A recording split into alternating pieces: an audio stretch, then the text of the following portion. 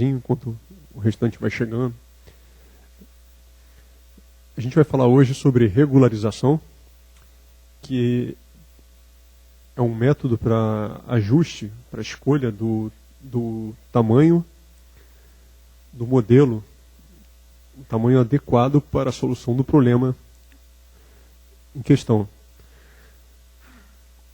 O problema que eu vou usar aqui para ilustrar regularização é o mesmo problema que o Christopher Bishop usa no livro dele sobre reconhecimento de padrões. Na verdade, eu acho que esse exemplo aparece nos dois livros do Christopher Bishop, tanto o livro que ele escreveu sobre redes neurais, como no livro que ele escreveu sobre reconhecimento de padrões. O exemplo é muito simples, é o ajuste de uma senoide, de dados que são provenientes de uma senoide.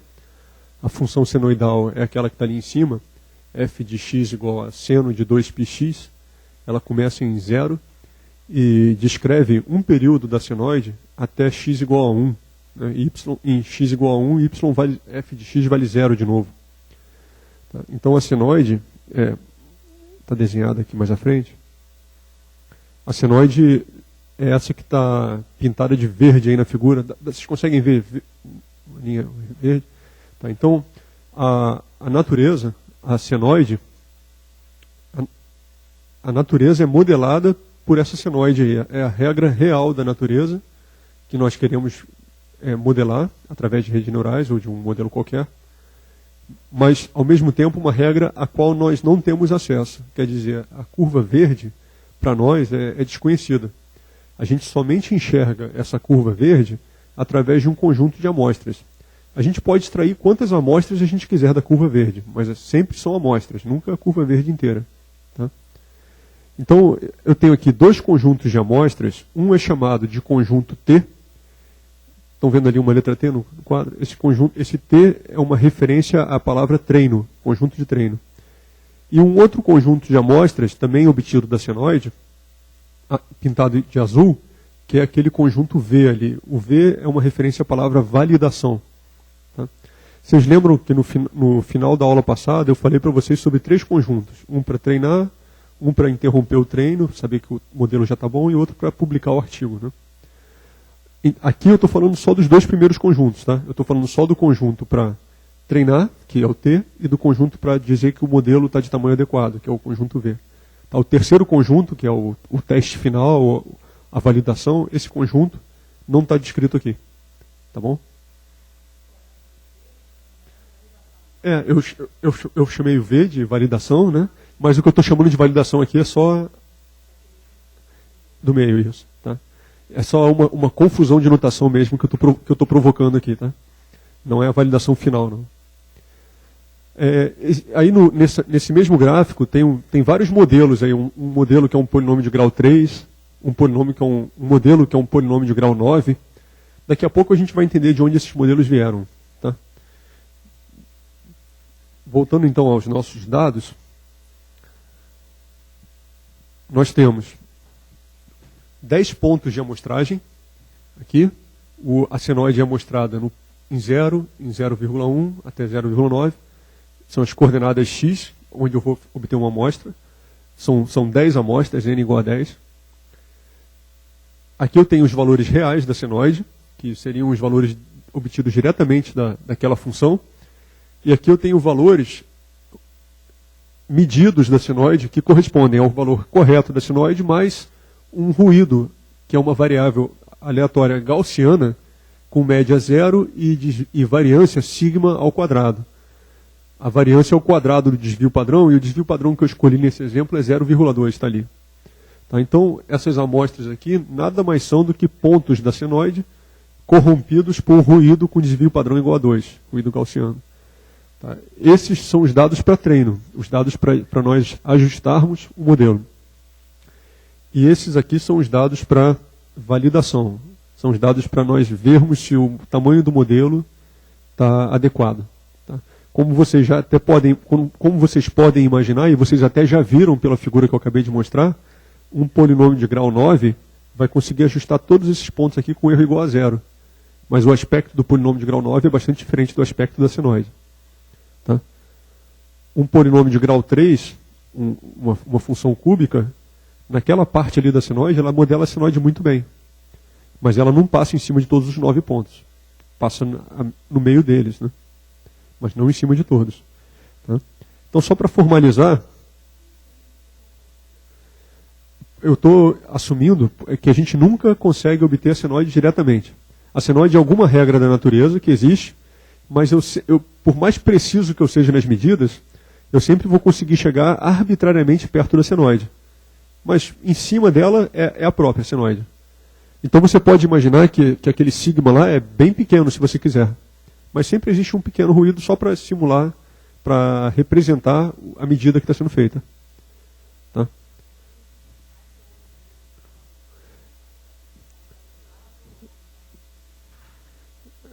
Esse ruído aqui, no meu caso, quando eu programei, eu programei para incluir o ruído.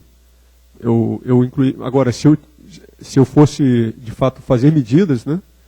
Eu obtive as medidas, eu não somo ruídos a ela, não. As medidas já vêm com ruído. Tá? A gente, em geral, não coloca ruído nos dados. Em geral, tá? Existem alguns métodos, a gente chama de jitter, para uma técnica de compressão de dados. E no método de jitter a gente inclui ruído para alterar o desempenho da compressão de dados, mas é uma outra história. Tá? Aqui não, a gente simplesmente tem dados ruidosos só.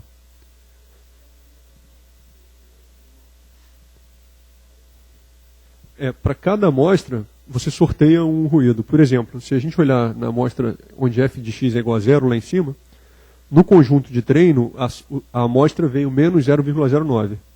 E no conjunto de validação, a amostra já veio menos 0,4. É o resultado de outro sorteio. Tá? Então, cada amostra está corrompida por um ruído diferente da outra.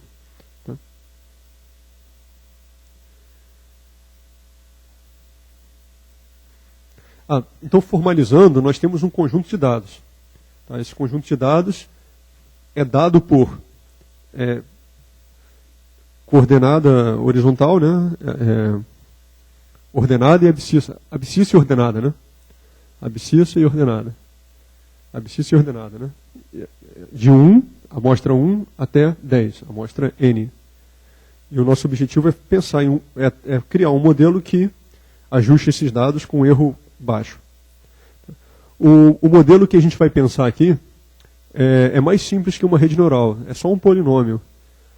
A gente pode pensar no polinômio como sendo um neurônio. Dá para pensar assim, não é necessário. Mas só para fazer um certo vínculo entre esse polinômio e um neurônio, eu vou desenhar um neurônio no quadro com entradas W0 até WM.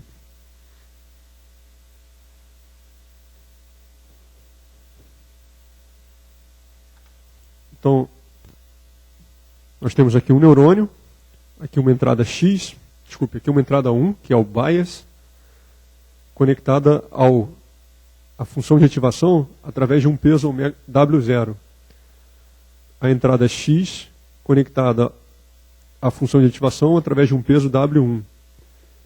Até a entrada X elevado a M conectada à função de ativação através de um peso WM. E a função de ativação aqui nada mais é do que f de x igual a x, uma função de ativação linear mesmo. Tá legal? Então a saída O, ali está chamada saída Y, né? Y é de x e W. Isso aqui seria a saída da rede neural, seria o O. Isso é igual aquele somatório que está ali. W0 mais W1 x mais W2 x2. Tá? Aliás, eu vou até aproveitar esse assunto aqui da função de ativação linear para comentar uma coisa que eu esqueci de comentar na aula passada e no final o pessoal veio me perguntar. Eu falei para eles, é verdade, de fato eu esqueci de comentar isso. Vocês lembram que eu falei para vocês sobre normalização das variáveis de entrada da rede neural? Que é conveniente que as entradas tenham média 0 e variância 1. Né? Quando você treina uma rede neural que tem na saída funções de ativação tangente hiperbólica, a tangente hiperbólica nunca pode dar uma saída menor que menos 1, nem maior que mais 1. A saída da rede neural fica limitada naquele intervalo. E se você tiver como alvo uma variável que está fora desse intervalo, né, por exemplo, você quer... Deixa eu tentar pensar num exemplo aqui. Você quer usar um critério, um conjunto de indicadores médicos de um paciente qualquer para estimar a probabilidade que ele desenvolva um certo sintoma, uma certa doença, algo assim. Essa probabilidade ela vai ser modelada como um número de 0 a 100. Tá? Aí é bastante fácil você evitar que esse número fique fora das margens da tangente hiperbólica de menos 1 mais 1. Basta você fazer com que a escala de 0 a 100, dividida por 100, fique de 0 a 1.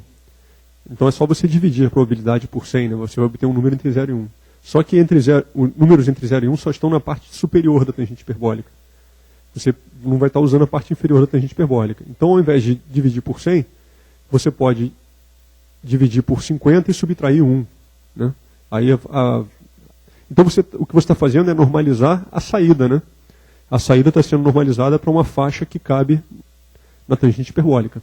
Tá? Um outro cuidado que você tem que ter nessa normalização que eu acabei de falar é que números perto de probabilidade 100 ou probabilidade 0 vão ficar mapeados exatamente em cima de 1 e em cima de menos 1. E a tangente hiperbólica só permite que a saída seja 1 quando o potencial de ativação tende a infinito. Então, normalizar para a faixa de menos 1 mais 1 também não é uma boa, porque a tangente hiperbólica só dá mais 1 e menos 1 assintoticamente. Então, você pode optar por normalizar as suas probabilidades, não na faixa de menos 1 a 1, mas na faixa de menos meio a mais meio, que pega mais a parte central da tangente hiperbólica. Tá? Isso são critérios de normalização baseados em subtrair ou dividir a saída por algum número. Tá? Mas você pode também optar por não usar tangente hiperbólica na saída. Já que a sua saída, no seu problema, é ilimitada, a saída pode estar numa faixa muito ampla de valores, ao invés de você tentar encaixar essa faixa de valores no meio da tangente hiperbólica, você pode pegar a função de tangente hiperbólica na saída e trocar por f de x igual a x, uma função linear. Tá? Isso não muda muito o backpropagation. Tá? O resultado é só nas equações da camada de saída.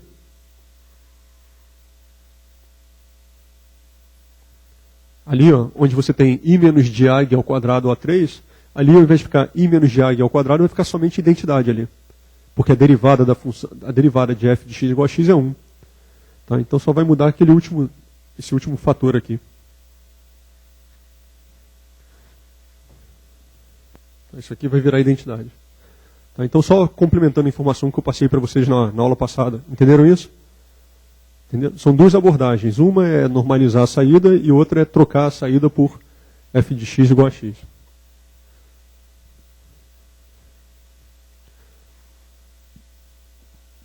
Então, aqui, onde eu falo normalização, é para saída também. Ó, lá no final tem a palavra saída. Bom, voltando ao nosso assunto, então, nós temos aí um polinômio, que é aquele lá de cima, que pode ser pensado como uma mini rede neural com um neurônio só, como está escrito lá. Tá? O erro é igual ao erro da aula passada. O erro é a diferença entre o y de x de n com pesos w. O erro é o y menos o alvo para aquele ponto ao quadrado sobre 2. Tá legal? Com n variando de 1 até 10. Então eu tenho 10 erros. Eu tenho E1, que é o erro na posição 1.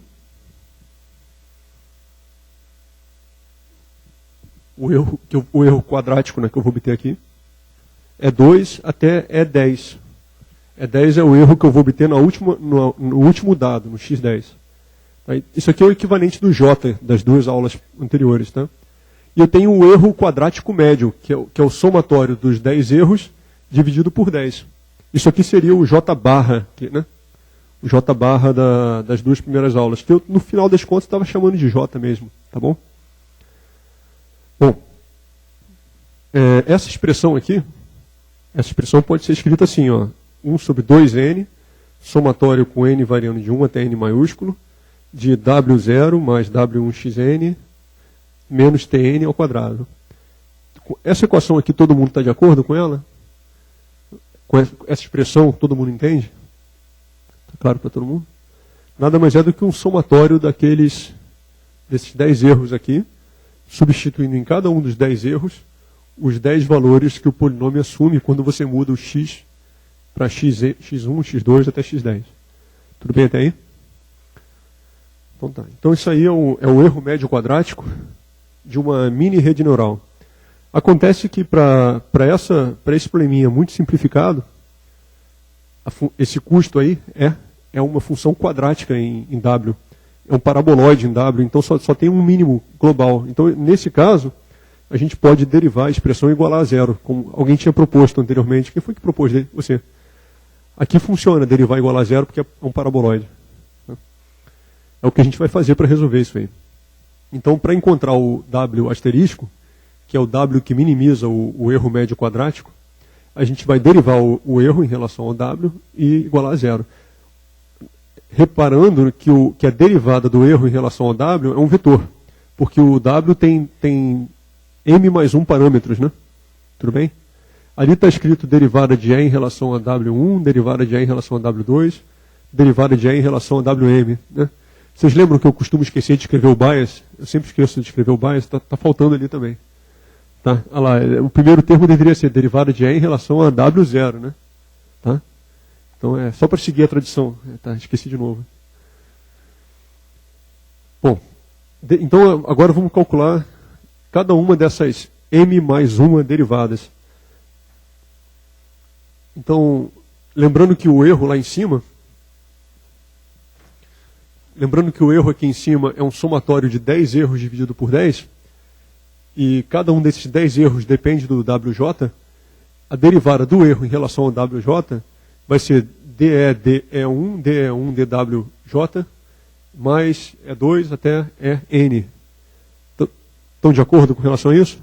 Sendo que a derivada do erro em relação a E1, derivada do erro em relação a E2, derivada do erro em relação a N, são todas iguais. Todas elas são iguais a 1 sobre N, tá certo? Então nós temos derivada do erro em relação ao WJ igual a 1 sobre N, somatório dessas derivadas aqui. E1 é WJ, E2 é WJ, até N é WJ. Tá ok? Agora vamos olhar essa expressão aqui, esse fator aqui, quanto vale. Para saber quanto vale esse fator, a gente olha a definição de EN. EN é 1 meio do erro ao quadrado, né? A saída menos o alvo ao quadrado. Essa expressão aqui, derivada em relação a WJ, vai ter esse 2 aqui, que se cancela com esse 1 meio, né?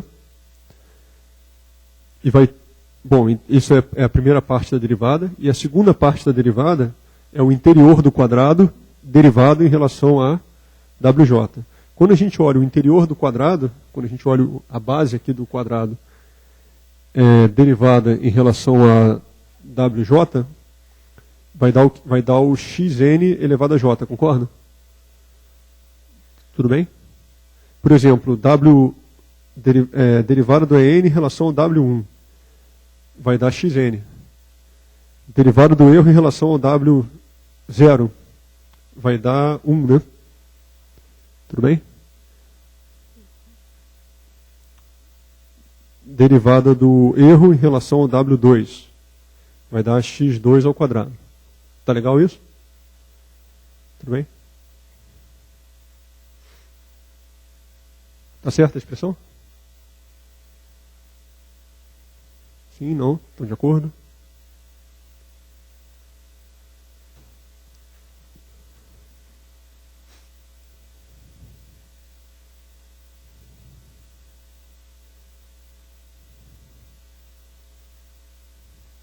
Todo mundo meio quieto, então estou assumindo que não está muito claro, não. Repito, o que ficou faltando? Onde é que vocês se perderam? Oi? Tá. Bom, pequeno errinho aqui, está faltando um N aqui, tá? Vocês já tinham visto, né? Só um Nzinho faltando ali. Bom, vamos fazer uma derivada parecida com essa aí.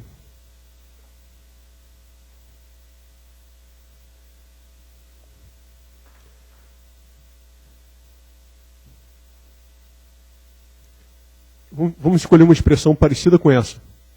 Por exemplo, g de x igual a 1 meio de 1 mais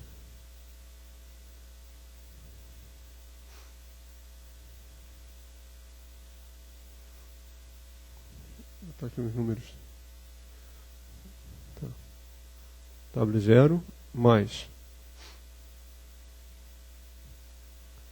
W1 xn menos o alvo n ao quadrado. Né?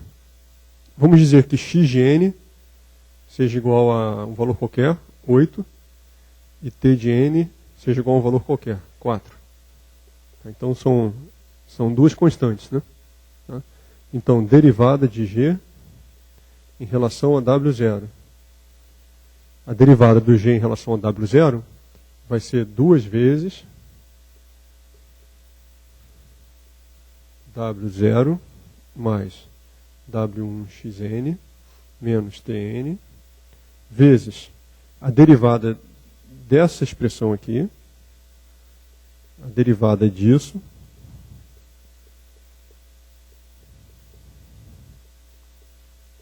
em relação a W0. Tá legal? Bom, qual é a derivada dessa expressão em relação a W0? É 1, né? Tá legal? Esse 1 aqui é o xn elevado a 0, né? Esse 1 aqui é xn elevado a 0. Tá bom? Nessa expressão aqui, aqui faltou escrever x de n, né? Xn. Nessa expressão aqui, o x de n e o t de n são considerados constantes quando eu quero calcular a derivada da expressão em relação a esses pesos. Tá bom? Então, aparece aqui à esquerda da base do quadrado, aparece à esquerda o fator xn elevado a j. Tá bom? Tá claro para todo mundo isso aí? Tá, então, essa é a enésima derivada em relação a derivada do enésimo erro em relação ao jésimo peso. Tá? Vamos escrever as equações todas juntas agora.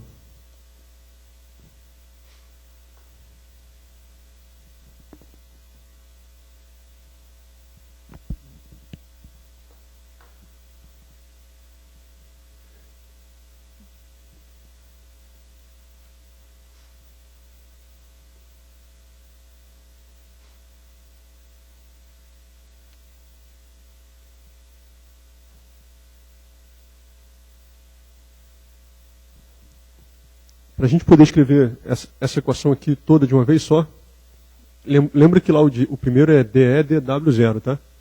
Então, para a gente poder escrever essas m mais uma equações de uma vez só, primeiro a gente substitui essa expressão aqui, substitui aqui. Ó, tá? Então, a gente tem 1 sobre n, o somatório dessas expressões, tá? Para o WJ, tudo bem? Então, por exemplo, derivada de E em relação a W0 é 1 sobre N, somatório com N variando de 1 até N, do EN, das derivadas do EN em relação ao W0.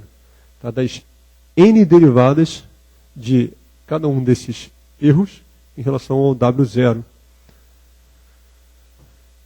Tá? Então, eu fixei o J aí. Estou pensando só no W0. Se eu pensar só no W0, eu tenho essa equação aqui, ó. Tenho essa equação. Isso aqui nada mais é do que o somatório dos NENs para W igual a 0. Tá bom? Viram o que eu falei aqui? Pensa para W0.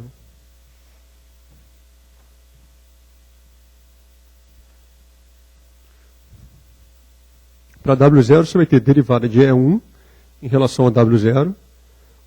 O que muda de E1 para E2? Só muda o x, né? Tá legal? O formato da expressão é o mesmo. Só que ao invés de x1, você vai ter x2, x3, x4 até x10. Mudando o n. E o W0 é o mesmo. E você está somando todas as parcelas dN de WJ para W0. Então a expressão que você obtém quando o expoente j é zero, a expressão que você obtém quando o expoente j é zero é um somatório desses parênteses aqui. Então está ali, ó, na linha j igual a zero, você só tem um somatório dos parênteses, estão vendo? Na linha j igual a 1, você tem um somatório dos parênteses, sendo que cada parênteses tem peso xn. Na segunda linha, você tem um somatório dos parênteses, onde cada parênteses tem peso xn ao quadrado. E assim por diante até xn elevado a m. Tudo bem? Se você pensar nos n números que estão entre parênteses, tá? Quando n vai de 1 até n maiúsculo, você tem n números entre parênteses. Se você pensar nisso como sendo um vetor com n erros, eu estou falando da linha j igual a zero, tá, pessoal? Vocês estão me acompanhando? Na linha j igual a zero, se você pensar que cada um dos parênteses é 1 até E10, você tem então um vetor assim, é 1, é 2, é 3, é 4, até E10. Tá? E você está somando todos esses números, cada um com peso 1. Então você está fazendo um produto interno entre um vetor em que todos os coeficientes, todos os componentes do vetor são 1, e um produto interno com os 10 erros. Um produto interno entre um vetor só com 1s e um vetor só com erros. Tá bom? Essa é a primeira linha. A segunda linha, você está fazendo um produto interno entre um vetor que é x1, x2, x3 até x10 e o vetor erro. E na última linha, você está fazendo um produto interno entre um vetor que é x1 a m, x2 a m, x3 elevado a m, até xn elevado a m. Esse vetor está multiplicado pelo vetor de erros e dando igual a zero na última linha. Tá bom? Isso dá uma matriz que tem um formato de Vandermonde, né, que vocês viram no segundo grau, né? Lembram dessa matriz aí? Então, essa matriz aí está multiplicada pelo vetor erro. Tá? Essa matriz aqui, transposta, tá? Lembra que eu falei para vocês de um vetor só com 1s, um vetor só com um x, um vetor só com um x elevado a m? Então, essa matriz transposta, né? Transposta está multiplicada pelo vetor erro e igualada a zero. Essa equação aqui, ela representa em uma só equação matricial essas m mais uma equações que aparecem aqui. Tá bom? E por que eu posso escrever? Por que eu posso escrever o erro também usando a matriz x? É óbvio, é só olhar o slide anterior. No slide anterior, o que está entre parênteses é um produto interno entre uma linha da matriz x e o vetor w, né? Viram ali? Ó, 1, x1, x ao quadrado, x a m. Isso é uma linha da matriz w. Aqui, ó, 1, x1, x ao quadrado até x elevado a m. Tá bom? Então, o vetor erro tem essa expressão e a matriz x transposta vezes o vetor erro dá igual a zero. Essa equação aqui a gente pode resolver direto. A solução é x transposto x w asterisco menos x transposto t igual a zero. A gente inverte a matriz x transposta x e multiplica os dois lados, a esquerda por ela, e obtém esse resultado. Até aqui tudo bem? Então, nesse modelo neural, entre aspas, que a gente colocou ali no quadro branco, os dados, né, ou seja, considerando os dados que nós temos, nós podemos ajustar os pesos da rede neural em uma única rodada, que é essa rodada que está marcada em azul aí. A questão é, o modelo que nós vamos obter é bom, é ruim? Bom, depende do grau do polinômio que você escolhe. Tá? Esse código que está aí, que está totalmente embolado, tá? Vocês não precisam se preocupar, porque eu também não vou explicar esse código aí. Basta vocês copiarem esse código e colarem ele no MATLAB, que vocês obtêm os dados para a tabela que eu vou mostrar em seguida. A tabela eu vou explicar. Tá? E se vocês entenderem essa tabela aqui, vocês imediatamente sabem o que esse código está fazendo. Tá legal? Ele vai gerar os dados para a tabela. Esse código está resolvendo essa equação com os dados na coluna Tn ali, tá bom? Para polinômios de grau 1 até grau 9. Além de resolver para polinômios de grau 1 até grau 9, aquele código ali testa também o modelo de grau 1 até grau 9 nos dados que estão representados ali pela letra V. Então aquele código calcula o modelo e calcula o erro médio quadrático obtido com esse modelo nos dados T, para os quais o modelo foi desenvolvido, e nos dados V, para os quais o modelo não foi desenvolvido, mas que também vem da mesma fonte da natureza. Tudo bem? Então, os números ficam assim, ó. Aqui só para frisar, né? Você tem a solução da equação, ó. W igual a matriz inversa x transposta x vezes x transposta t. Tá? Para todos os graus. De grau 2 até grau 9. Grau 1, né? Está faltando grau 1 aí. Aqui. De grau 1 até grau 9. Mas continuando o que eu estava falando, os números ficam da seguinte maneira. Para grau 1,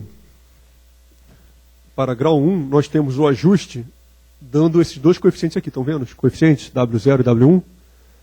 Com esses coeficientes, você vai obter um erro médio quadrático no conjunto de treino igual a 0,12, tá? E no conjunto de validação, você vai obter um erro médio quadrático de 0,14. Tá bom? Aqui o que você está dizendo é que o melhor modelo para aquela senoide é uma reta. É claro que esse modelo é falso. Tá? Então o erro médio quadrático é alto. Você está tentando ajustar aqueles pontos por uma reta. Ok? Não é uma boa ideia. É o que está acontecendo aqui, o erro está alto. Aí você pensa, talvez o modelo seja um modelo de segundo grau, uma parábola. Então a gente aqui tem os três coeficientes da parábola, e aqui tem o erro médio quadrático no conjunto de treino, que obviamente diminuiu, ele tem que diminuir à medida que você aumenta o grau do modelo.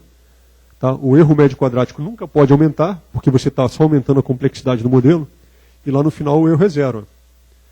Quando o erro é zero, significa que você conseguiu passar o seu polinômio de grau 9 exatamente em cima de cada um dos 9 pontos.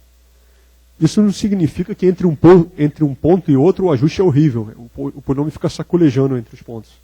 Ele fica totalmente ondulado entre um ponto e outro. Então o ajuste é ruim entre os pontos. Mas em cima dos pontos o erro é zero sempre. Tá bom? E entre esse extremo de grau 9 e esse lado aqui de grau 2, nós temos todos os outros graus. A variação de grau 3, 4 até grau 9. Né? É interessante a gente olhar o que acontece para o grau 3 aqui. Ó. Quando o grau é 3, o erro médio quadrático diminui. Aqui, quando o grau é 3, o erro médio quadrático diminui de 0,08 para 0,01. Diminui bastante. Tá? Além do erro médio quadrático diminuir bastante aqui de grau 2 para o grau 3, o erro de validação também diminui. E fica parecido com, não fica muito diferente do erro médio quadrático de treino. Fica um pouco maior, mas não muito diferente. Mas se você continuar aumentando o grau, passar de grau 3 para grau 4, você observa que o erro médio quadrático no conjunto de treino diminui, mas o de validação aumenta. Aqui você percebe que você começou a errar o modelo, viram? Tá? E como você está usando esse conjunto de dados para decidir isso, você não vai usar esse conjunto de dados para publicar o resultado, entenderam? Porque esse conjunto de dados participou da construção do modelo, não através da solução pelo método de gradiente ou de backpropagation, né? Não nessa parte, mas ele participou te dando informação sobre o tamanho adequado do modelo. Entenderam isso? Então é importante você ter um conjunto de validação separado para dizer, olha, o tamanho do modelo está errado. Tudo bem? Tem? Eu acho que eu escrevi isso aqui. Não, isso aqui já é outra coisa. Deixa eu só então resumir o que eu falei até agora. Até agora eu disse que se você complicar o modelo, você pode tornar o erro médio quadrático tão baixo quanto você queira no conjunto de treino. Mas, apesar do erro médio quadrático estar muito baixo no conjunto de treino, o resultado final não é bom, o resultado final é ruim, e esse resultado final ruim aparece na forma de um erro médio quadrático elevado no conjunto de validação, o conjunto do meio, o segundo conjunto de dados. Né? Uma outra coisa que acontece quando o modelo começa a ficar ruim, está bastante óbvio na tabela, é que os pesos do polinômio começam a ficar muito grandes. Se vocês olharem os pesos do modelo correto, são pesos de 0,25, 11, 32 e 20. São pesos da ordem de dezenas. E quando vocês olham os pesos lá no modelo de grau 9, vocês observam números da ordem de 10 elevado à quinta, ou 10 à sexta. Estão vendo? Então, uma forma que existe de controlar a complexidade do modelo, sem você se preocupar em saber se o modelo vai ser de grau 3, ou 2, ou 4, você não quer saber disso. A maneira de tratar isso é dizer, olha, o modelo é de grau 9, e eu quero controlar a complexidade do modelo, fazendo com que os pesos do modelo sejam todos pequenos. Então o que a gente faz é criar uma complexidade do modelo, criar uma restrição na complexidade do modelo, através da soma dos quadrados dos pesos. Eu posso dizer, eu quero que o somatório dos pesos ao quadrado seja inferior a 200. Então se a soma dos quadrados dos pesos for inferior a 200, está tudo bem. O modelo está bom. Se for maior que 200, está ruim, o modelo está complicado. E eu não me preocupo mais em dizer qual é o grau do modelo. O grau do modelo é 9. É o grau máximo. 10, se eu quiser. Se eu tiver 20 pontos, eu boto o grau 20. E deixo que o procedimento de regularização descubra para mim quais são os coeficientes adequados. Então, o que é a regularização? O que a regularização é? A regularização é uma técnica, um método, um algoritmo, para que, sem se preocupar com o tamanho do modelo, mas colocando uma restrição na soma dos quadrados dos parâmetros, você seja capaz de obter um modelo que se ajusta bem à natureza. Então o que a gente vai obter agora, nos próximos minutos, é um modelo de grau 9 que ajusta bem a senoide, apesar de ter grau 9. Ele faz isso controlando o tamanho dos pesos, fazendo com que os pesos fiquem baixos. De forma automática, você não se preocupe em dizer qual é o ponto certo. Tudo bem? Entenderam até aqui? Então, vamos ver agora... Marcelo.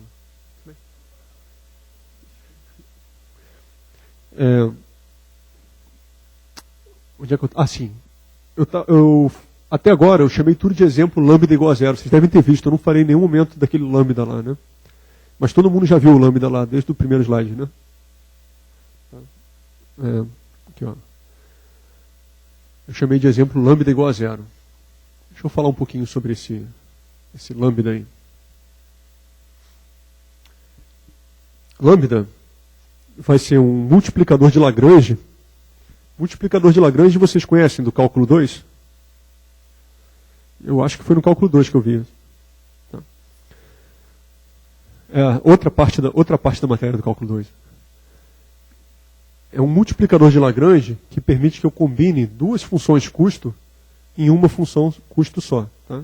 Essa função custo se chama uma função custo lagrangiana. Ela tem dois objetivos a serem satisfeitos.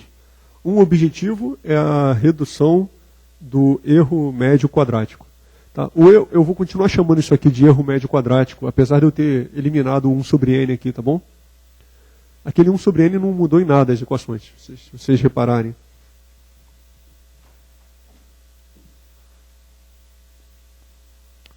Tinha um 1 sobre n ali, né? Estão vendo ali 1 sobre n? Mas aquele 1 sobre n não influencia em nada, porque no fundo as equações são todas iguais a zero, tá ok? Tá. Então, só para simplificar mesmo a notação, aqui eu deixei 1 sobre n de fora, tá? Mas se vocês quiserem incluir 1 sobre n aí, funciona igual. Tá? Só que o multiplicador de Lagrange de vocês vai valer um enésimo do meu multiplicador de Lagrange. A proporção muda um pouquinho, mas o resultado é igual. Então eu tenho o erro médio quadrático, na verdade é um erro quadrático total, porque é a soma dos erros, mais o multiplicador de Lagrange sobre 2, esse sobre 2 aqui vocês já sabem para que serve, né? Vezes o somatório dos pesos ao quadrado. Esse quadrado vai cancelar com aquele. Bom, escrevendo essa expressão aí por extenso, a gente tem 1 sobre 2. Acho que não tem 1 sobre 2 aqui, não tem? Tem sim. A gente tem 1 sobre 2, que vem daqui de dentro do E elevado a N, do enésimo erro. 1 sobre 2, somatório dos erros variando de 1 até N, mais lambda sobre 2, somatório com J variando de 1 até M, dos pesos W0 até Wm ao quadrado. A gente quer minimizar agora isso tudo aí, e não somente a primeira parte. Então o objetivo é encontrar qual é o W ótimo que minimiza esse erro modificado. Tá bom? Esse problema aqui continua sendo um problema quadrático, um problema de otimização quadrática, ou seja, essa superfície de custo aqui em W continua sendo um paraboloide. Então a gente pode resolver essa equação também derivando em relação a W e igualando a zero. Então a gente vai repetir tudo. A gente vai escrever aquelas equações que a gente escreveu agora há pouco, todas de novo. Tá? Estão todas escritas aí de novo. A única diferença é que no final aparece mais lambda W0, mais lambda W1, mais lambda WM. Estão de acordo com relação a isso?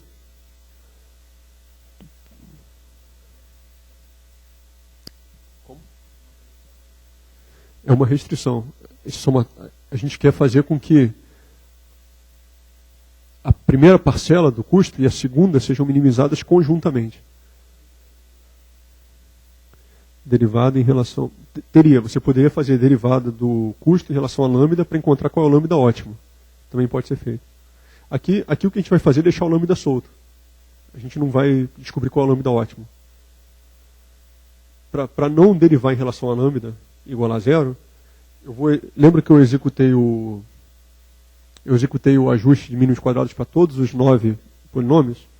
Eu vou escolher também uma faixa de lambdas, lambda de 10 a menos 1 até 10 a menos 9, e vou resolver a equação para todos os lambdas. Aí depois a gente escolhe um. Tá? Mas a gente poderia também derivar essa expressão em relação a lambda igual a zero. Tá? Isso te dá um lambda ótimo, que eu não vou fazer aqui.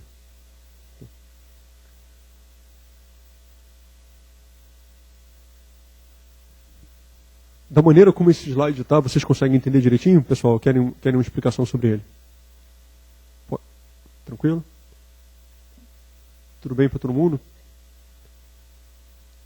Pode seguir em frente? Então, bom, assim como eu tinha escrito essa equação aqui, ó, essa equação, x transposto x w menos t, a partir desse slide aqui, eu posso escrever a equação assim, ó, x transposto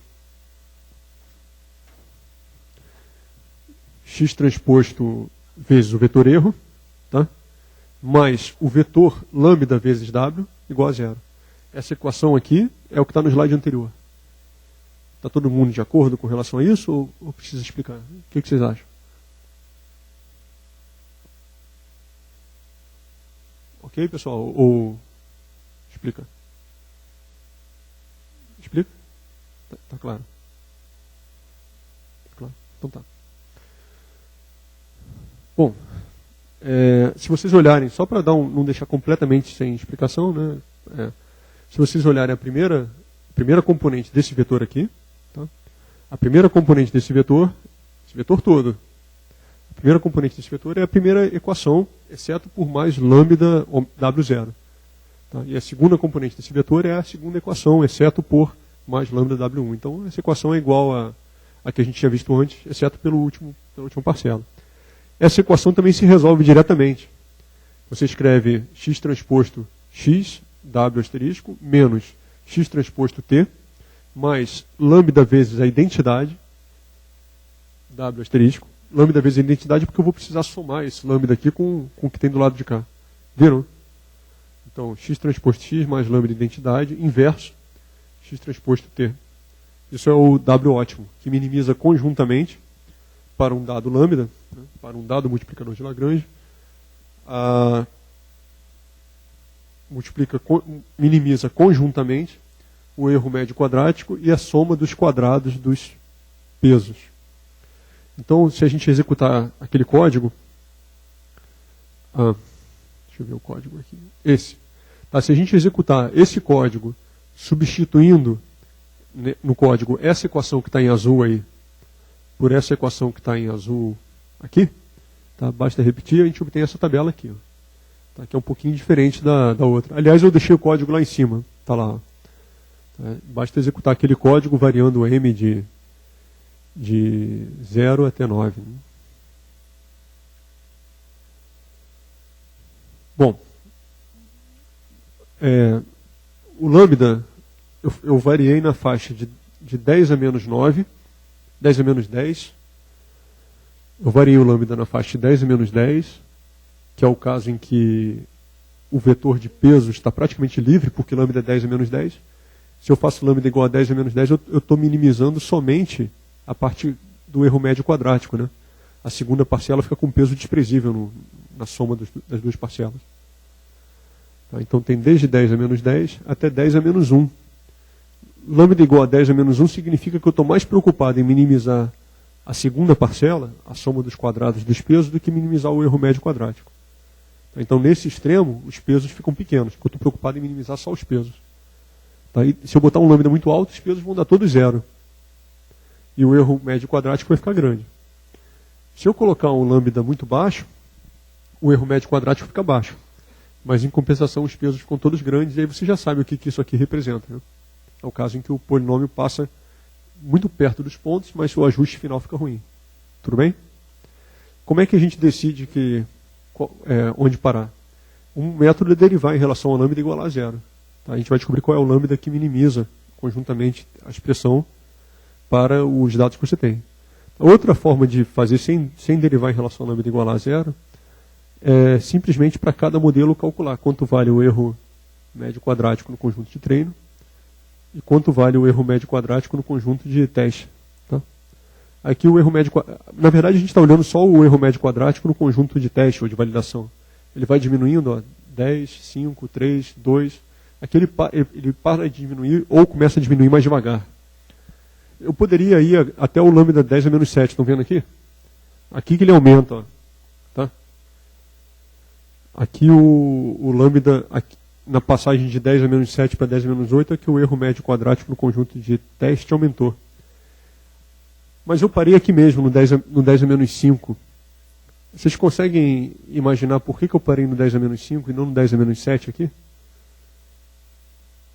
Alguma ideia?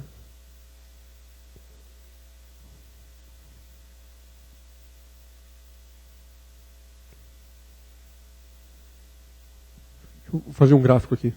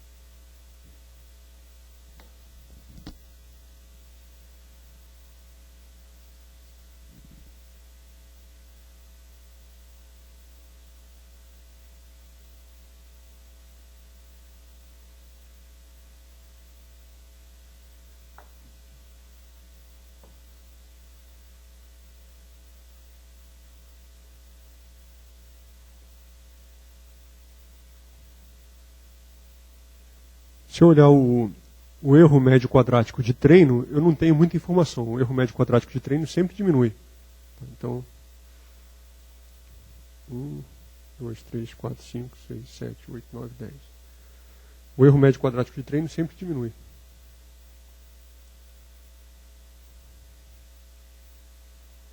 O de teste, ou validação, diminui primeiro rapidamente, depois ele começa a diminuir mais devagar.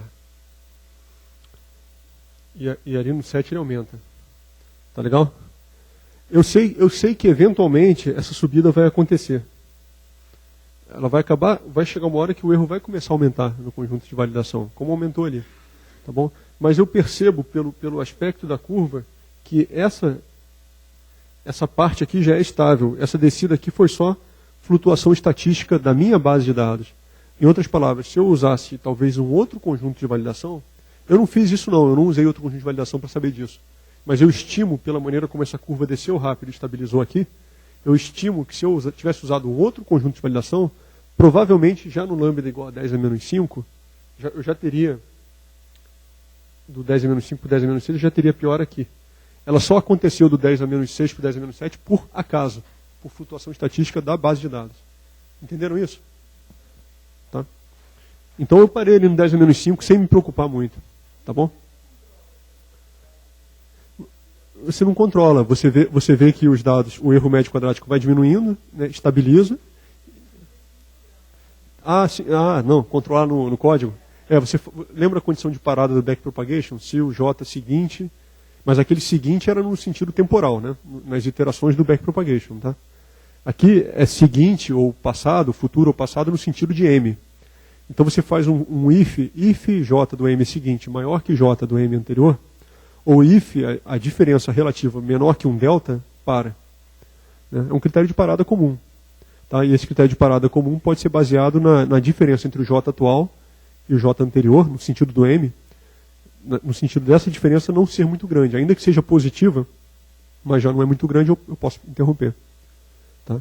O que eu fiz aí foi mais ou menos isso. Eu vi que a diferença entre o J5 e o J4 já não é tão grande, aí parei. Tá? Esse é o critério. Entendeu?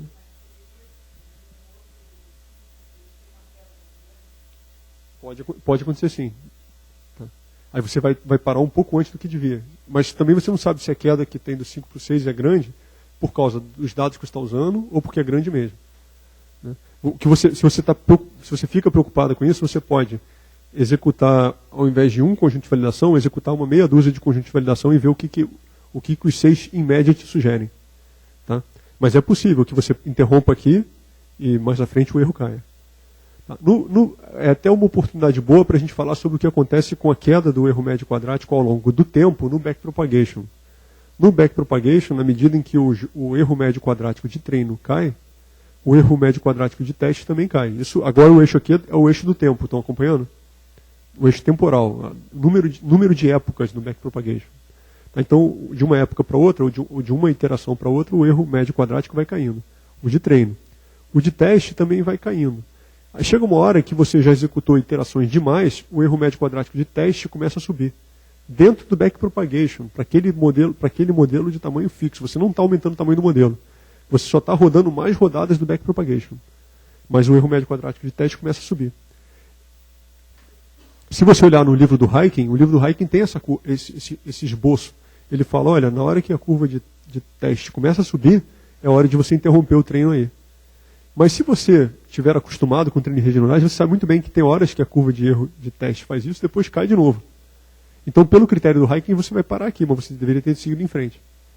Entendeu? Isso acontece com a flutuação estatística dos dados. Então você para, porque o erro médio quadrático de teste começou a subir no treino, você para com base no erro médio quadrático de teste estar subindo, mas você para com uma certa sensação de que você seguisse em frente, talvez pudesse acontecer um novo mergulho do erro médio quadrático. Tudo bem? Então você sabe que deveria ter parado aqui, mas deixa eu rodar mais um pouco, porque pode ser que o erro médio quadrático de teste ainda volte a ficar baixo. Tá bom? Então o que eu falei aqui em termos de regularização é para o tamanho de modelo. Tá? E o problema que a gente tem quando a gente trabalha com um modelo grande demais, ou com um modelo mal regularizado, o problema que a gente tem é chamado de perda de generalização. Nós não estamos conseguindo generalizar. O que significa não conseguirmos generalizar?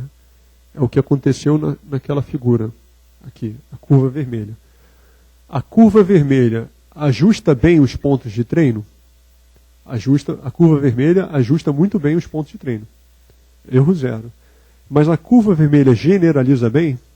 Não, a curva vermelha não generaliza bem. Por exemplo, se eu olhar entre esse ponto e esse, o que a curva vermelha me sugere para a função f, a curva vermelha vai me dizer que a sugestão dela é essa aqui. E o valor correto da função f naquele ponto é aqui.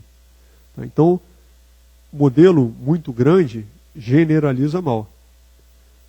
Tá? Modelo mal regularizado, modelo em que o lambda é muito baixo, também regulariza mal. O modelo generaliza mal. Tá? Então, o modelo mal regularizado, quando o lambda é muito pequeno, também generaliza mal.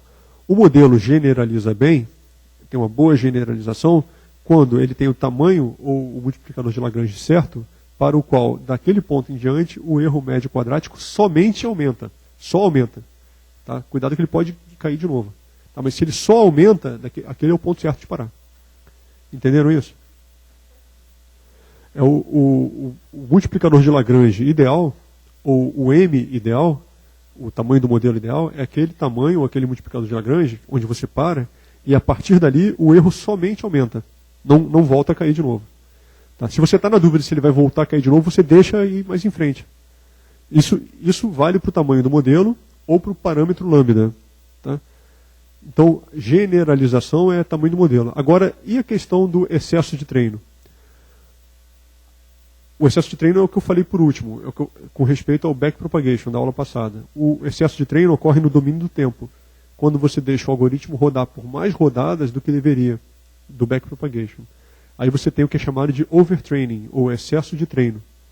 O excesso de treino faz com que, para tamanho de modelo constante, para multiplicador de Lagrange constante, faz com que o erro médio quadrático de treino siga diminuindo e o erro médio quadrático de teste passe a aumentar. A partir daí você tem overtraining, tem excesso de treino. Isso vai se traduzir em algum tipo de perda de generalização quando você for usar o modelo na prática. Tá? Mas isso aqui é direto perda de generalização. E no caso do backpropagation é overtraining. Entenderam a diferença? Tá? Um é temporal e o outro é espacial. Né? Do lambda igual a zero ou do lambda diferente de zero? Essas aqui ou essas? Uhum.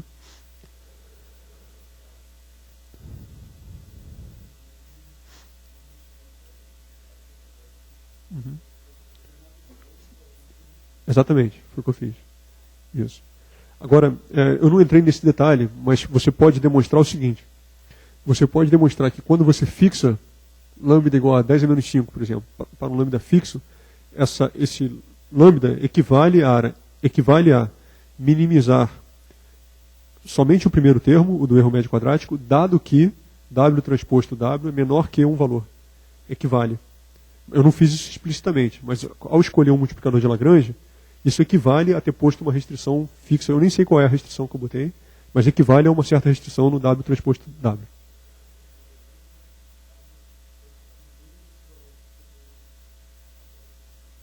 Exato. W transposto W menos esse valor igual a zero é a restrição real. W menos o valor menor que zero é a restrição. Tá. Que o W transposto W seja menor que aquele valor. Eu não me preocupei em calcular aquele valor. Tá. Mas com certeza a soma daqueles quadrados ali, na coluna 5, está abaixo de um valor, e a soma dos quadrados na coluna 6 está acima do valor. E no meio tem um valor aí com uma restrição. Que com aquele multiplicador de Lagrange não é possível obter mais do que aquele somatório. Tá ok?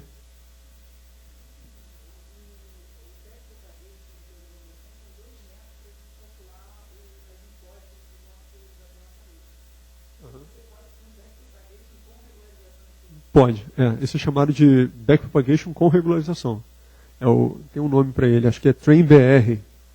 O MATLAB tem isso já implementado.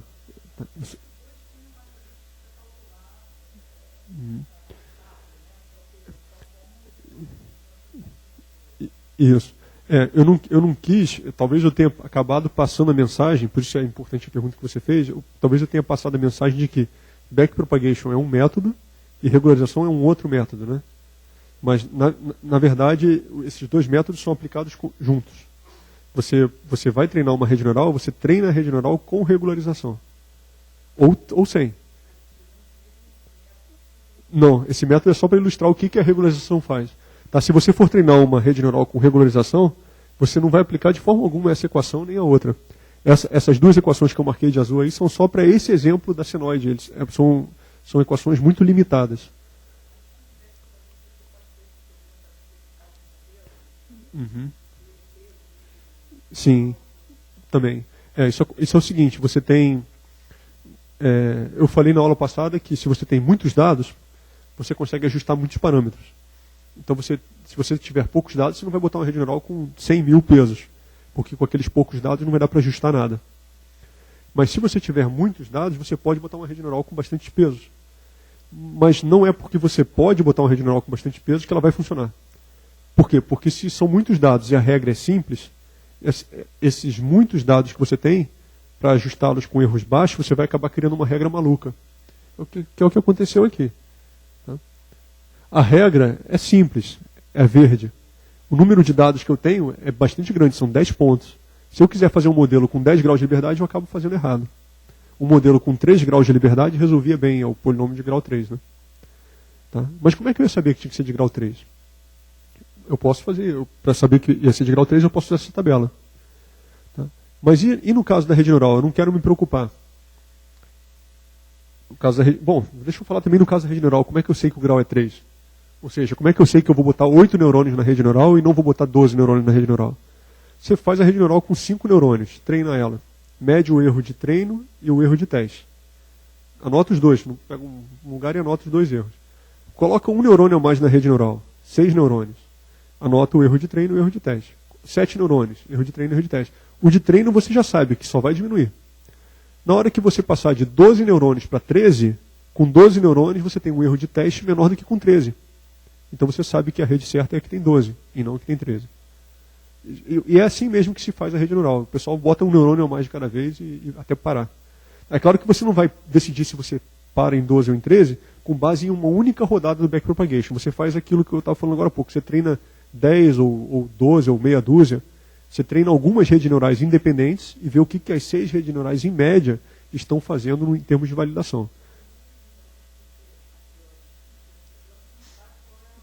É. Não.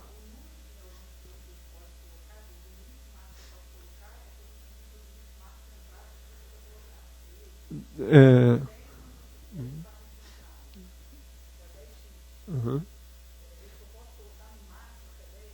Não, você pode ter uma rede neural com 10 neurônios e com... desculpa, você pode ter uma rede neural com 10 entradas, x1 até x10, e com 20 neurônios. O número de neurônios pode ser maior que o número de entradas.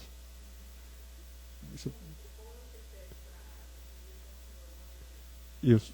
Você sabe que tem um número de neurônios além do qual você vai começar a não ter dados. Tá? Então, pensa assim, o número de dados é quantas fotografias, quantas amostras você tem.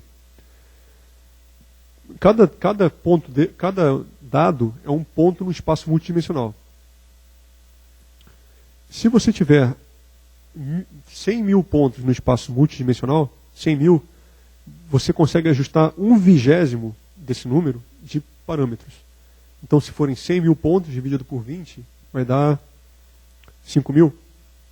Então, você pode ajustar até 5 mil parâmetros. Então, se forem 10 entradas, você pode botar 400 neurônios.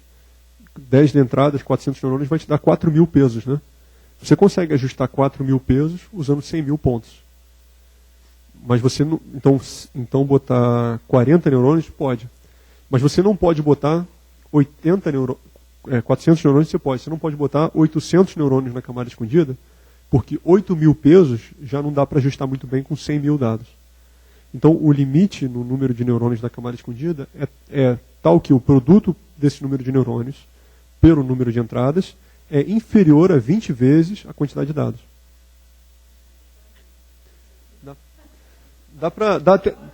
Dá para escrever uma equação, mas essa equação que eu vou escrever é totalmente de brincadeira, tá? Essa equação não tem fundamento. É baseada na prática. É uma equação empírica, artística, um negócio que não tem fundamento científico. Mas é importante você ter cuidado com isso aqui. Deixa eu escrever.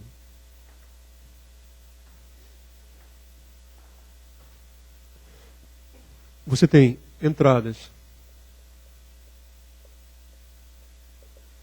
N entradas. Deixa eu botar M. M entradas. Neurônios.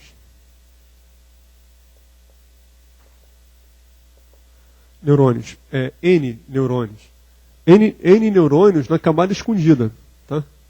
N neurônios na camada escondida. Tá? Então são M aqui, M entradas, N neurônios e alguns neurônios de saída. Digamos que seja um neurônio só de saída. Tá? O cálculo que eu vou fazer é aproximado. Eu só vou multiplicar, eu vou simplesmente multiplicar m por n para me dar uma estimativa do número de pesos. Na verdade, o número de pesos que eu tenho é maior, porque tem o bias de cada neurônio desse, e tem os pesos e o bias da camada de saída. Mas só para simplificar, eu vou dizer que o número de pesos é m vezes n. Tudo bem? Então, o número de pesos...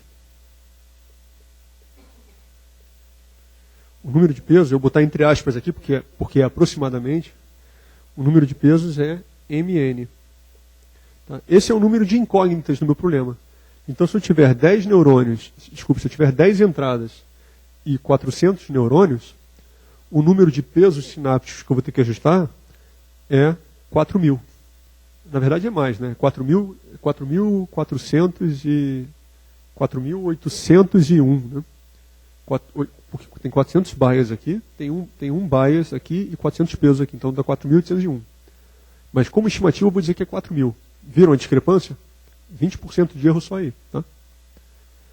Então, eu quero que 20 vezes mn seja menor que o número de dados disponível.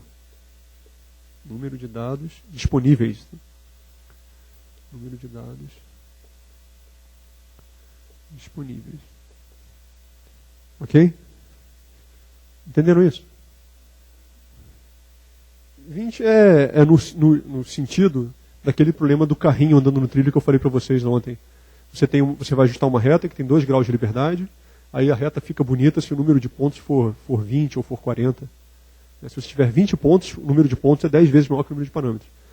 Tá? Então aquela nuvem de pontos, você consegue passar uma reta bem definida no meio da nuvem de pontos.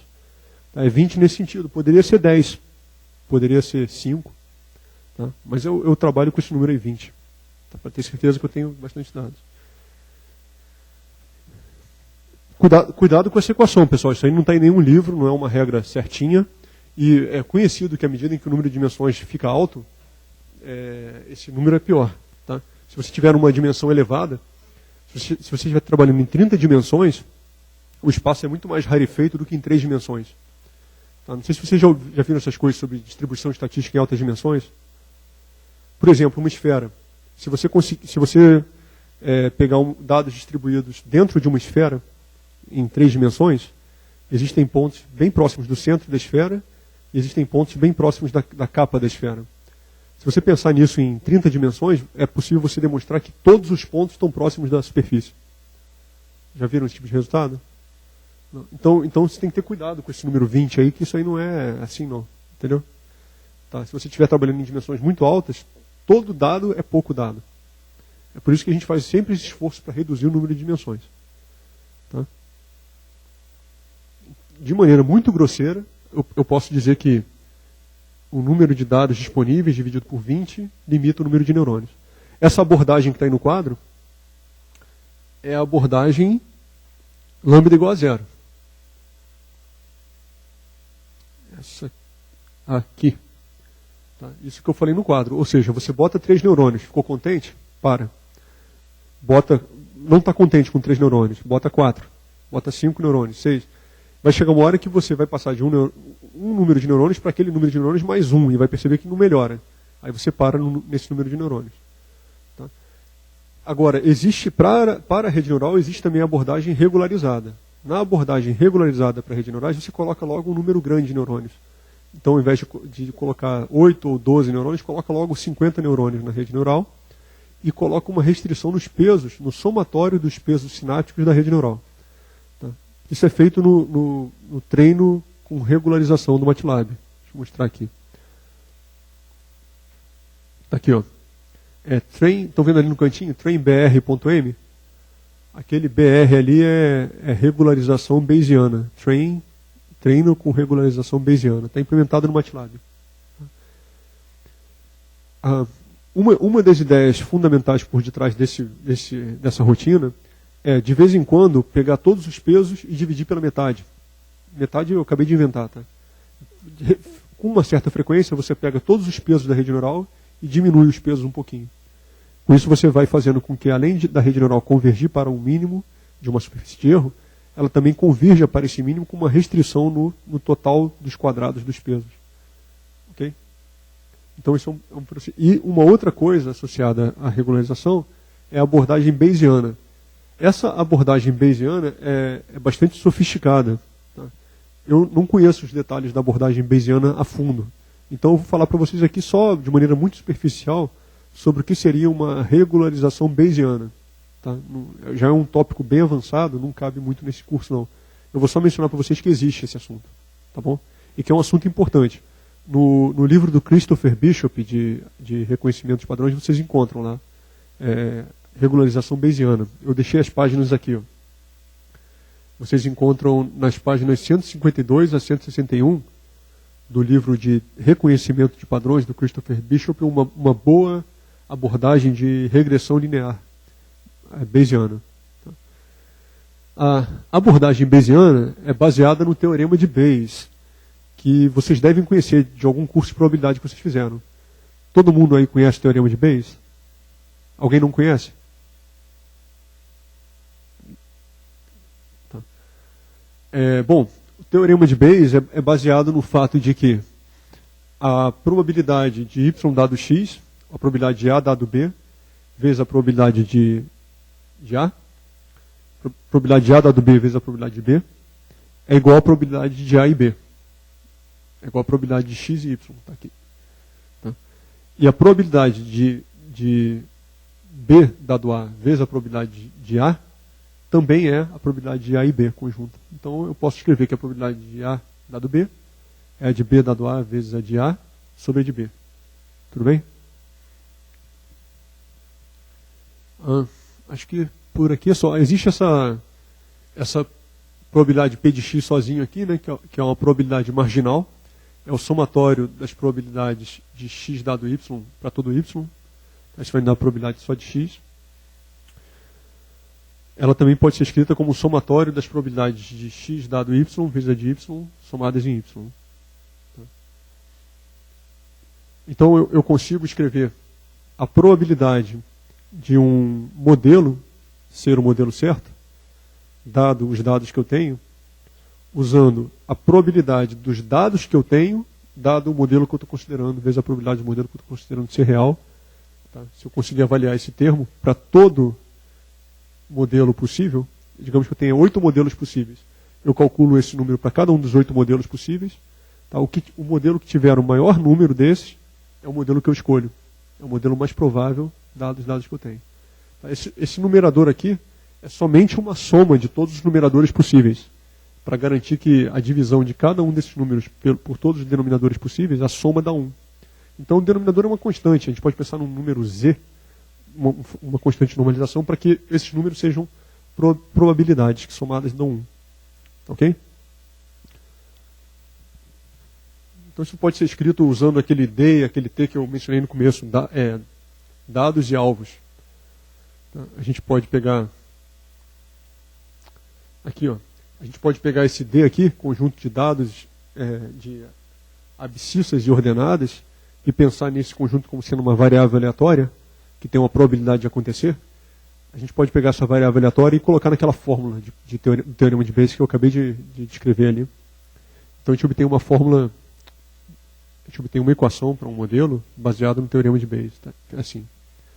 Os dados estão ali, e eu quero saber qual é o modelo mais provável.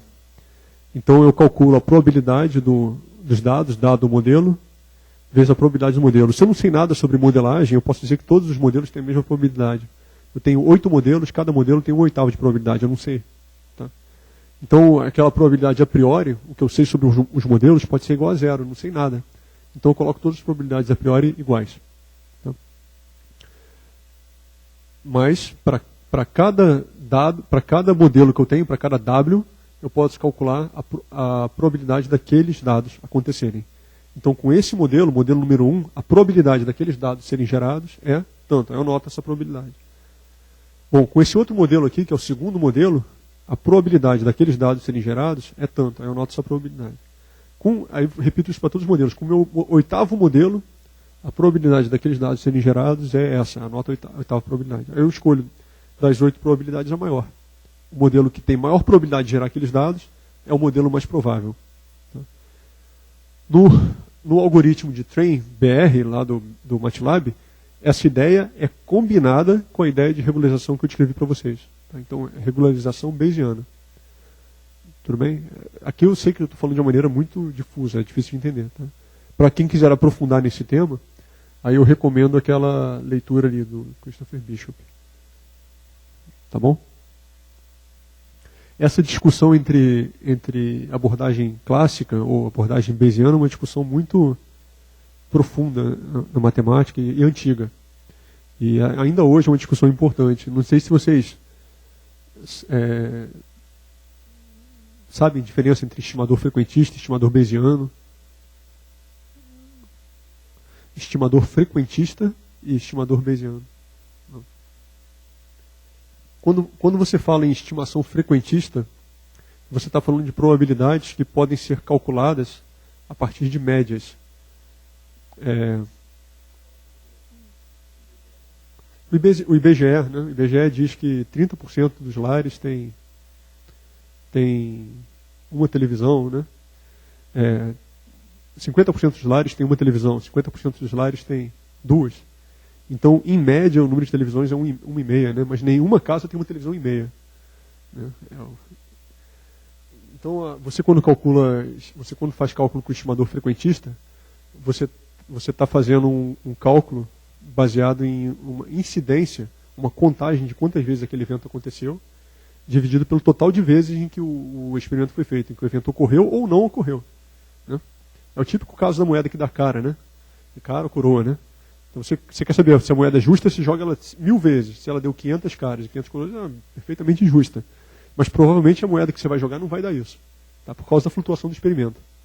Se você fizer o experimento só 3 vezes, jogar a moeda, você pega uma moedinha, joga ela 3 vezes, ela pode dar cara, cara, cara. Aí você vai concluir que aquela moeda só dá cara. Né? Isso é um problema da abordagem frequentista. A abordagem frequentista, para modelagem, ela confia demais nos dados. Ela não confia em nenhum conhecimento a priori. Tá? Isso é o frequentista. A abordagem bayesiana não é assim. A abordagem bayesiana diz, a priori, a princípio, o modelo é esse. E eu vou corrigindo o meu modelo conforme os dados vão aparecendo. Então eu olho para aquela moeda, essa moeda é justa. É 50% de chance de ser cara ou coroa. Agora eu vou jogando a moeda e vou atualizando o modelo conforme a moeda vai saindo. Tudo bem? Esse tipo de abordagem é mais poderoso, é menos ingênuo que a abordagem frequentista. A abordagem bayesiana permite que você confira probabilidades a eventos que só vão acontecer uma vez. Existem eventos que só acontecem uma vez com probabilidade. Se você pensar na probabilidade de uma pessoa que está com uma certa doença sair viva de uma certa operação, a probabilidade pode ser 40%. Isso não significa que a pessoa vai passar 10 vezes pela operação, em 4 vezes ela vai sair viva e em 6 vezes ela vai sair morta. A pessoa tem a chance de 40%, mas o evento só acontece uma vez. Então a abordagem bayesiana é focada não é baseada em frequência. Tá? E esse tipo de conceito é usado para modelagem, usando o teorema de Bayes. Né? Então é isso que eu posso dizer para ilustrar o conceito de regularização bayesiana. Tá? É uma escolha de modelo adequada, baseada não somente nos dados que você tem, tá? Mas também no que você sabe a priori sobre o problema. Bom, esse era o nosso quarto assunto, capítulo 4. Agora, nós estamos chegando no capítulo 5. Já é 1h30, né? Então, o que vocês gostariam? Interrompo aqui, continuo o capítulo 5 amanhã ou falo 5 minutinhos sobre o capítulo 5 para adiantar? Vocês que sabem. 5 minutos. Tá. Sugestão. Então vamos lá. Eu vou falar 5 minutos sobre aproximação universal só para adiantar amanhã. Tá? Na verdade, dá para falar desse assunto em 5 minutos também. Mas eu vou tentar gastar um pouquinho mais de tempo nele amanhã. Uma rede neural com uma camada escondida consegue resolver... Tudo bem, não? Consegue resolver qualquer problema de classificação ou regressão linear ou regressão de dados que você possa pensar. Tá? Então,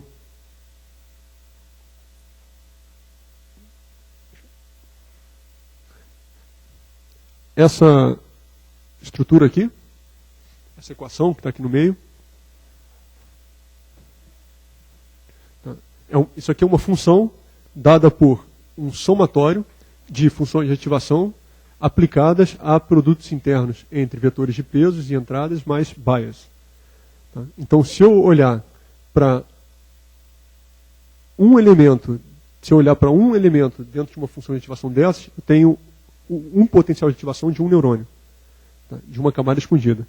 Se eu pegar a função de ativação, eu tenho a saída desse neurônio. E o somatório das saídas desses neurônios me dá a saída do neurônio da camada de saída. Tá? Então, isso aqui é uma função que faz aproximação.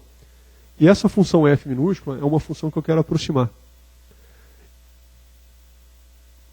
Se eu pegar dentro de um intervalo de valores nos quais x1 pode variar, um intervalo de valores dentro dos quais x2 pode variar e até xm pode variar, isso vai me dar um cubo em m dimensões. Então, se eu olhar dentro desse cubo, em m dimensões, todos os possíveis pontos onde eu posso avaliar minha função de aproximação, e olhar também todos os possíveis pontos onde eu posso olhar a minha função que vai ser aproximada, e pensar em todas as possíveis diferenças entre o meu aproximador e a função que vai ser aproximada em módulo, tá? É possível tornar essa diferença tão pequena quanto eu queira, simplesmente colocando mais neurônios na camada escondida da rede neural. Bom, esse teorema é o teorema da aproximação universal, que, como eu falei, eu vou detalhar direitinho amanhã.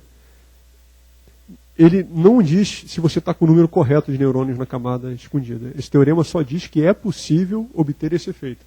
Mas esse teorema não te diz como obter esse efeito. Tá, para isso tem os métodos que a gente viu no capítulo anterior, da regularização. Okay? Os métodos, abordagem frequentista, né? Abordagem baseada em simplesmente aumentar o número de neurônios, ou abordagem baseada em restrição nos pesos sinápticos da rede neural. Ok? Então, não é necessário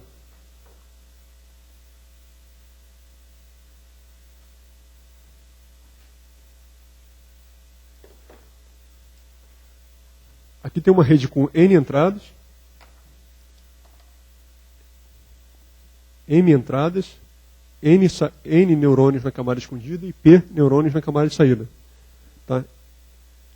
Essa rede neural só tem uma camada escondida. Eu não preciso desenhar a figura porque você já visualiza a figura, tá ok? Essa rede neural, para um N suficientemente grande,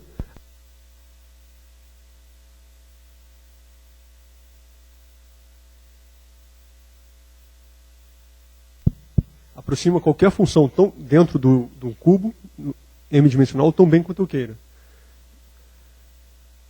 Isso significa que não é necessário usar uma rede neural assim. Tá? Rede neural com duas camadas escondidas, para resolver um problema que existe uma rede neural com uma camada só que resolva, não é necessário. Tudo bem? Isso não quer dizer que não haja um problema concreto, na aula que eu vou falar sobre dois problemas concretos, isso não quer dizer que não haja problemas em particular para os quais uma rede neural com essa estrutura não resolva melhor que aquela. Tá bom? Eu posso pensar em problemas para os quais essa rede neural resolve bem, e a outra não vai precisar de muito mais neurônios que essa. Ok? Entenderam isso? Tá. Então tá bom, pessoal. Amanhã a gente continua desse ponto. Se alguém não assinou a presença ainda, está ali em cima da mesa.